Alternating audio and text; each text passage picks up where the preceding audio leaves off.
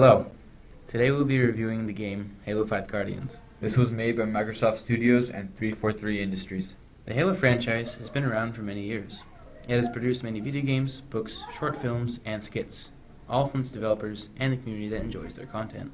Now onto the game. Halo 5 Guardians was released on October 27th, 2015. This has an ESRB rating of T for teen. It was given this rating because of the blood, violence, and mild language. This game has two different game types, campaign and multiplayer. The campaign portion of the game is a single-player, first-person shooter where you fight against computer-generated enemies. You play as either Spartan Locke or Master Chief, the two main characters of this game. If you've not played or seen anything that has a connection to Halo, we'll give you a brief background on these main characters.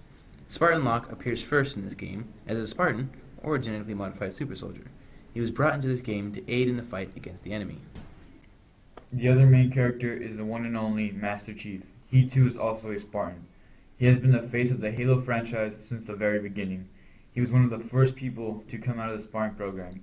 He has battled various amounts of different alien enemies. He has battled Forerunners as seen in Halo 4, Brutes as seen in Halo 2 and 3, and Covenant, which are a common enemy throughout the entire Halo series. Within these two game modes, we'll start with the campaign. The campaign is based on the two different story arcs of the aforementioned characters, Master Chief and Spartan Locke. However, most of this campaign is played through the eyes of Spartan Locke. As you play through the campaign, you're able to fight alongside some Fireteam members. They are characters in the game that help advance the plot. These teammates are automated and are useful to you depending on the difficulty you choose to play on. Now as your teammates help you fight the battles in this game, you will hear some mild language voiced by your character and your teammates as you play on through the game. This is where things get interesting if you are not a fan of games that include blood, guns, shooting, mild language, high intensity violence, stabbing, and hand-to-hand combat. This is not a game you want to play. This is a really interesting campaign, as there's many plot twists that are unseen by its players. I'm going to be general about this information, as I do not want to spoil too much of this for you. But this campaign keeps you interested into every second that it is played. It comes from its main dialogue when these characters interact with each other during its cutscenes. It gives the player a great sense of knowledge about the subject being talked about during the scene. We will now be introducing the multiplayer aspect of this game. If you have not played any game with the opportunity to play against other players online, then this is what multiplayer is. It is where you, the player, are able to play with or against other players that are playing the same game. Halo has been known mostly for its entertaining campaign and great multiplayer.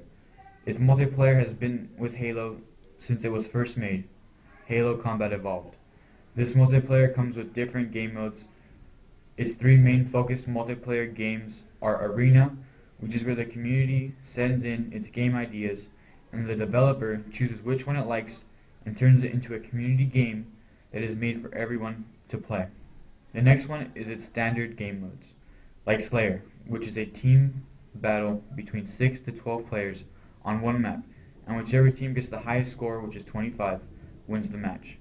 Its final main focused multiplayer mode is called Warzone, which is where two huge teams fight against each other to control 3 points. The more points that are held nets the team more points for each kill. The objective of the game is to reach 1,000 points or destroy the enemy base, which can only be done when all 3 points are being held by the same team.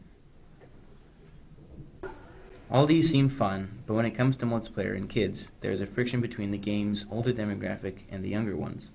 In many games, especially objective-based ones, there are players that will likely yell at teammates or the enemy team because that person is angry at the player for doing something harmful to them during the game, either in-game or via voice or instant message. I have personally heard adults yell at kids that are between the ages of 8 and 12 to get off the game because either the kid provoked them via taunts or trash talking or just by simply being unskilled at the game. Now I've heard stories from both sides where the kid will get angry and try to curse out another player when a teenager or adult yells at a kid for being too verbal on the microphone towards someone else.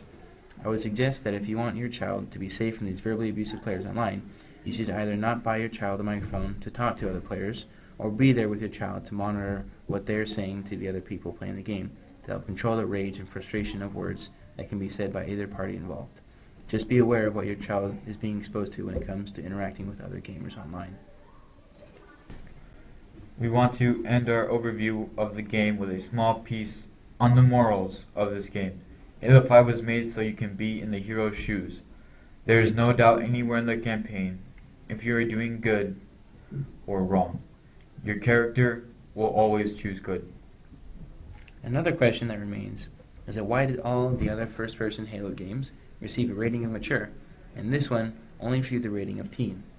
We believe this is because there is less of the blood and violence as there was before in other Halo games. This was a good call by Microsoft. They were able to make a game that more people could enjoy comfortably. Now we will go through our final thoughts and overall rating of the game. We will start off with a simple list of pros and cons. The pros: fluid gameplay, well-developed storyline, team-based, good for beginning gamers, and good mix of fast and slower paced game modes. Now here are some cons.